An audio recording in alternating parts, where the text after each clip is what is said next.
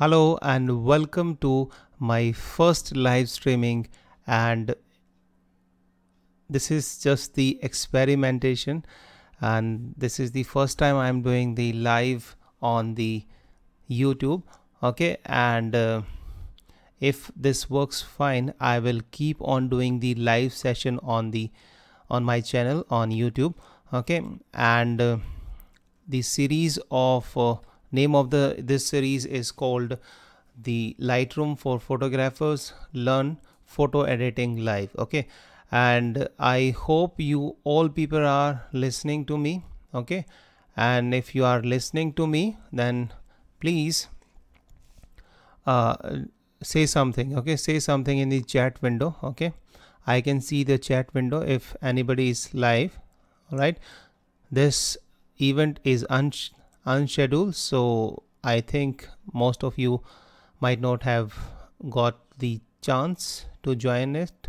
Okay, so anyway, on this event, so let's edit this image. So this is the image, okay, which I'm going to edit, okay, in Adobe Lightroom. So first of all, we need to be in the develop module. Okay, so at the moment, as you can see, it is in the library module. So we need to press this develop module, or we can simply press D on our keyboard to have the access to develop module. And in develop module, we have all these editing options available over here. Okay, so we'll take the advantage of all these, and on this side we have this navigation. Okay, so that we can zoom in 100% to anywhere, or we can fit it. Okay, or we can turn it on and off. Okay, and over here we have all the presets. If you'll hover over your mouse any of these presets, you will see the live preview. Okay, and here we have all other bunch of options like snapshots and history. Whatever we'll do, that would be recorded in the history. Okay, and at the moment it shows only the import. That means this image has only the import history. Okay, so let's get started. First of all, let's press auto to let it auto adjust. Okay, and let me bring up the exposure a little bit so that we get more light on the face, and bring down the contrast so that we get some more dynamic range on the shadow part of the face. And let's add a little bit more highlight, maybe something like this. Okay, if you want, you can drag it back as well so that you will get some more details on this part of the face. Okay, and let me increase the shadows so that more shadows are opened up. Okay, and let's add little bit more white and little bit black. Okay, and let's increase the clarity to say something like 24. That's fine, and increase the vibrance a little bit, and little bit saturation. Let's see. Okay, will not go too much with the saturation because that will change the skin tone of the model. Okay, and from the tone curves, let's create 1 point over here and drag it inside, 1 point over here and drag it up. So this is a highlighted area. This is for the midtone and this is for the shadows. Okay, if you want to open up the shadows, then click and drag it upside. Okay, and it is going to open up the shadows. All right, and we have all other options over here as well, so we can make the edit directly over here, or we can use these sliders to adjust. Okay, so if you want to adjust the lighting, we can also do that, darker part. Okay, so we can make it darker or lighter depending on your desired result. Okay, so I'll not touch that. You can also affect the shadows with the help of this. Okay, and come over here on the HSL grayscale panel, come over on the luminance panel, and let's take the red color little bit lighter so that we get some lighter skin tone, and same for the orange. Okay, and same for the yellow. Okay, and if we'll drag it to this side, it is going to make it darker. This is not what we want, so we'll drag it towards the lighter side. Okay, and let's sharpen it. So I'll increase the sharpening a little bit, and by pressing Alt or Option I can see the mask, and I'll click and drag this slider. Okay, and it is going to create a mask over it, and that way I can control where the sharpening is applied. Okay, if I want the sharpening to be applied everywhere on this image, then I'll leave it as white. That means it is going to affect the entire image. But if I create a mask by dragging it towards this side, then what it does, it is restrict the sharpening only to the what it is called edges. Okay, edges, and that's what I want. So I can now sharpen. If I want zoom in to show you the result, if I sharpening back, so this was before and this is after. As you can see, it is affecting only the edges of this image. Okay, and if I want to reduce noise, I can increase it to reduce some noise. Okay, and okay, right, and let's check the remove chromatic aberration if there is any, though there is no chromatic aberration. Chromatic aberration is some kind of a purple fringe, something like this. As you can see, this is a green purple fringe. Okay, so we can manually remove it since it has not removed it automatically. So let me go to manual and we'll select this color picker tool and we'll select this green amount. Okay, and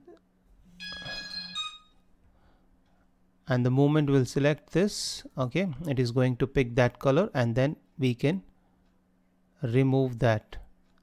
All right, so from here we can defringe it, and as you can see, the moment I increase it, it is going to remove this green hue from here. So this is a mount, so I can control it, and we have successfully removed this purple fringe. Okay, after that we have to check this again. Okay, and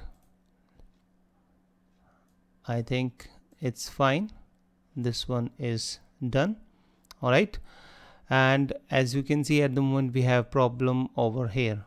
So what we can do, we'll take the adjustment brush, okay, and we'll increase the exposure a little bit and start painting over here. Okay, and then we'll increase the exposure and contrast, let's say, or clarity, let's bring down the clarity. Okay, and let's add the purple color so that it gets sort of mixed with the background.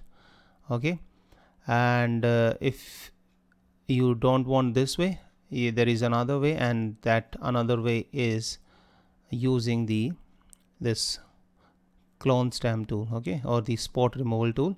So we'll select this by pressing Q and we will paint on this area. Okay, so we can increase the size of the brush. Okay, and we'll, let's say, paint it. Let me increase a little bit more. Let me make it larger. Yes, something like this. And then this is very slow in Adobe Lightroom, but if you have the Photoshop and if you are doing these kind of a job in Photoshop, that works like a magic. Okay, and that works very fast. And as you can see, it takes the sample from this area and it pastes it over there. Okay, and if you want, you can drag it over here as well.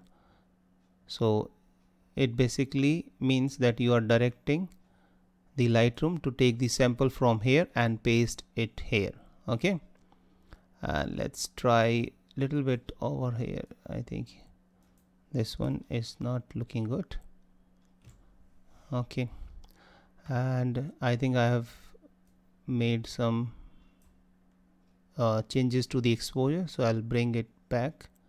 I think this one is looking good. And then we'll take the crop tool sorry,